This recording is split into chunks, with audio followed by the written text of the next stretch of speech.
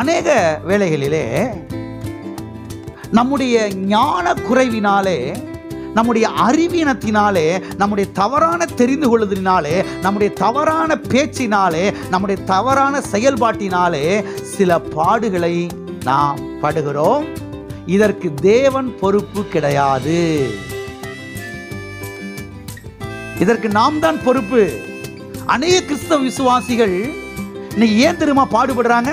அவங்க குடியிருக்கிற வீட்டில், அவங்க வீட்டார் மத்தியில், அவங்க குடியிருக்கிற கிராமம் சுற்று வட்டாரத்தில் அவங்க அநேக பாடுகளை படுகிறார்கள், அநேக துன்பங்களை அனுபவிக்கிறார்கள். இதை நாம் பார்க்கிறோம். இதெல்லாம் யாரும் மறுத்து பேசிட முடியாது. பாடுகளை படுகிறார்கள். ஆனால் எதனால பாடுபடுறாங்க தெரியுமா? தவறா பேசி. எதனால? தவறா வார்த்தைய விட்டனால, தவறா நடந்து கொண்டதுனால, தவறா செயல்பட்டதுனால, அறிவீனமாய் பேசினதுனால, ஞான குறைவினாலே, அறிவீனமாக பேதைகளாய் இருந்தபடியினாலே அவர்கள் என்ன செய்கிறார்கள்? துன்பப்படுகிறார்கள், வேதனைப்படுகிறார்கள், அடி வாங்குகிறார்கள். இதற்கு தேவன் பொறுப்பு கிடையவே கிடையாது. சத்தியவேதம் சொல்லுகிறது, பேதைகள் நெடுக போய் தண்டிக்கப்படுகிறார்கள், நெடுக போய் அடி வாங்குகிறார்கள். இவங்க என்ன சொல்றாங்க? அடியை வாங்கிட்டு நான் ஆண்டவருக்காக அடி வாங்கினேன் பாஸ்டர். நல்ல ஆராய்ச்சி பண்ணி பார்த்தா இவங்க வாயை விட்டுருப்பாங்க, தப்பா பேசியிருப்பாங்க, தவறா பேசியிருப்பாங்க. எல்லாம் இருக்கிறீங்களா? தவறா பேசிட்டு, தவறா நடந்துட்டு, அடியை வாங்கிட்டு, இப்ப நான் யாருக்காக அடி வாங்குறேன்? ஏசப்பாக்காண்டி நான் அடி வாங்கினேன் பாஸ்டர் அப்படின்னு என்ன செய்யறது? பீத்துறது. கர்த்தர் சொல்றாரு, நீ எனக்காக அடி வாங்கல, உன் வாயை விட்டு அடி வாங்கியிருக்கிற. வாயை கொஞ்சம் நேரம் மூடி வச்சிருந்தேன்னா இந்த அடி வாங்கியிருப்பிய? எல்லாம் இருக்கிறீங்களா? போயிட்டீங்களா? ஆகவே ஆண்டவருடைய பிள்ளைகளுக்கு வாய் அடக்கம் மிக மிக மிக மிக முக்கியம். பேசாதிருந்தால் மூடனும் ஞானி என்று எண்ணப்படுவான்.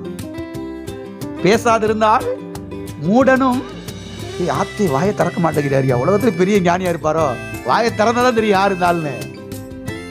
அதனால கூடுமான வரைக்கும் எங்கேயாவது கூட்டத்துல, பொது இடங்கள்ல, வீடுகள்ல ஒரு சில காரியம் நடக்கும் போது பேசாட்ல அமைதியா இருந்துருது மிக மிக நல்லது. யாருக்கு? நமக்கு. ஆமென். சில பாடங்களை கற்றுக்கொள்ளுங்கள். ஆமென்.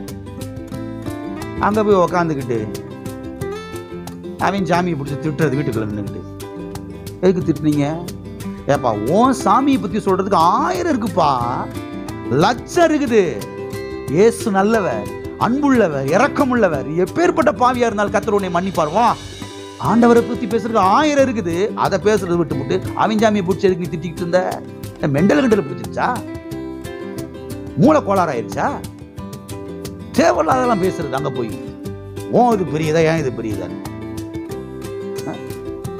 அன்னைக்கு பாருங்க, 40-50 வருஷத்துக்கு முன்னாடி பாஸ் சொல்லிட்டு இருந்தேன். எங்கே போய் ரோட்டில் நின்றுட்டு மைக்கை பிடிச்சிட்டு தெருவில் இருக்கேன், அவன் சாமியெல்லாம் பிடிச்சி திட்டு தாறுமாற. அங்க இருக்கிறவங்க வந்து உலக்கைய தூக்கி குறுக்கில் அடிச்சு குறுக்கு ஒடிச்சுட்டாங்க. அந்த பாஸ்டர் உன்னையாரு போய் அவன் சாமியை சொல்லி பேசி திட்ட சொன்னது? ஓ சாமியை பத்தி பேசியா? ஏசு உனக்காக பாடுபட்டான், ஏசு உனக்காக ரத்தத்தை சிந்தினார். எப்பேற்பட்ட கொடூரமான பாவியா இருந்தாலும் இயேசு வண்டையில வா, அவர் உன்னை மன்னிப்பார், உன்னை ஏற்றுக்கொள்வார், அவருடைய பிள்ளையாய் மாற்றுவார், உன்னை வாழ வைப்பார். அவர் அன்புள்ளவர், இரக்கமுள்ளவர். இந்த உலகமே உன்னை வெறுக்கலாம், இயேசு உன்னை வெறுக்கல. பேசுறதுக்கு எவ்வளவு இருக்குது?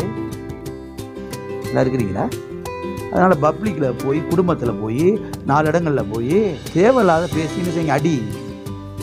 அடியை வாங்கிட்டு அவங்க இயேசுக்காக பட்டேன் பாஸ்டர். இங்க பாருங்க பாஸ்டர், காயத்தை ஜெபம் பண்ணுங்க பாஸ்டர்.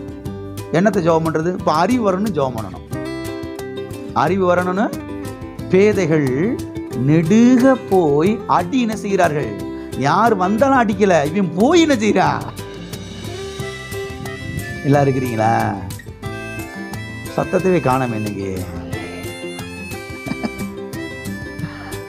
தேவனுடைய பிள்ளைகளுக்கு ஞானம் மிக மிக முக்கியம். கிறிஸ்தவ ஜீவியத்திலே அவசியமானதை மட்டும் பேசுங்கள், அவசியமற்றதை தவிர்த்து விடுங்கள். வாய் அடக்குங்கள், கர்த்தரோடு பேசிக்கொண்டே இருங்கள். சுவிசேஷத்தை அறிவியுங்கள்.